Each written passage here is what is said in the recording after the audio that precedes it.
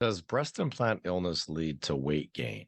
Commonly, I see patients who've felt either a gradual increase in their weight or there's been some event that has tipped them into a state where they've just rapidly put on weight. And so as we try to examine this, once again, the way I consider breast implant illness, I consider it as a constellation, obviously, of symptoms that are akin to chronic inflammation. So the implant is one component of this, but it's chronic inflammation. So how does that then lead to weight gain? So now instead of having acute swelling, because these signals are never turned off, we get chronic swelling.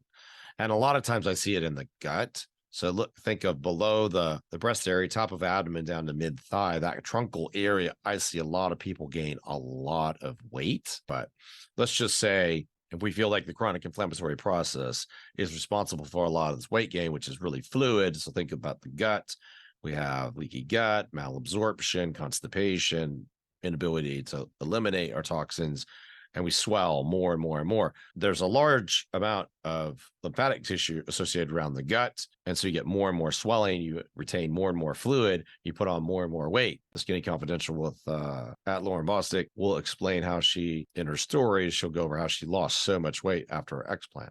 And she, like many of my other patients, was reducing their inflammation. They were trying to do everything right. And then the explant was the missing piece of the puzzle, if you will, that helped them resolve that and their body could reset. So that weight gain, that fluid weight can just get resolved as you decrease the drivers of inflammation, identify the biggest ones, including implants, and remove them from the system.